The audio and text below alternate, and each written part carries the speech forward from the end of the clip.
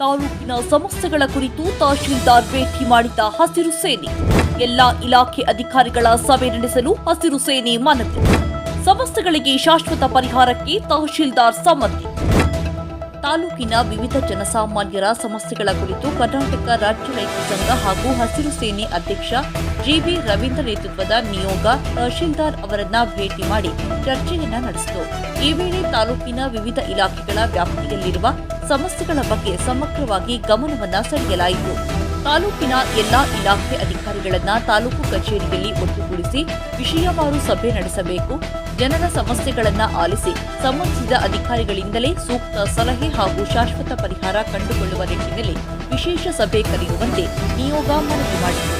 ಮನವಿಗೆ ಸ್ಪಂದಿಸಿದ ತಹಶೀಲ್ದಾರ್ ಶೀಘ್ರದಲ್ಲೇ ಎಲ್ಲಾ ಇಲಾಖೆಗಳ ಅಧಿಕಾರಿಗಳ ಸಭೆ ಕರೆದು ವಿಷಯವಾರು ಚರ್ಚೆ ನಡೆಸಿ ಸಮಸ್ಯೆಗಳ ಪರಿಹಾರಕ್ಕೆ ಅಗತ್ಯ ಕ್ರಮ ಕೈಗೊಳ್ಳುವುದಾಗಿ ಭರವಸೆಯನ್ನ ನೀಡಿದ್ರು. ಈ ಸಂದರ್ಭದಲ್ಲಿ ರೈತ ಸಂಘ ಹಾಗೂ ಹಸಿರು ಸೇನೆಯ ಪದಾಧಿಕಾರಿಗಳು ಉಪಸ್ಥಿತರಿದ್ದರು.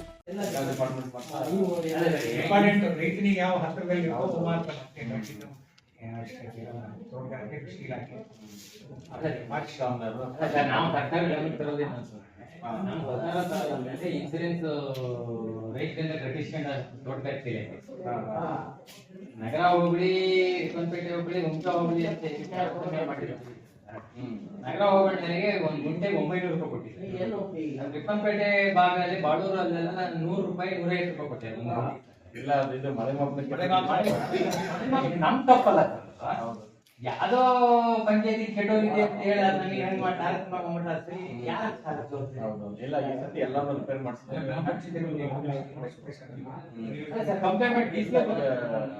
ಸೆಂಟ್ರಲ್ ಇಂದ ಫಾಲೋ ಮಾಡ್ತಾರೆ, ಸೆಕ್ರೆಟರಿ ಮಾಡ್ತಾರೆ.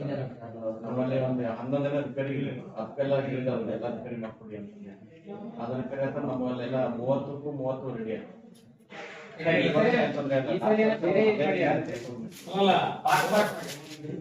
ನಗರ ಬೆಳೆದಲ್ಲಿ ಏನಿದೆ ಮನಮಾಪು ಚೆನ್ನಾಗಿದ್ದಾವೆ, ಒಳ್ಳೆ ಮೆಜರ್ಮೆಂಟ್ ಕೊಟ್ಟಿದೆ.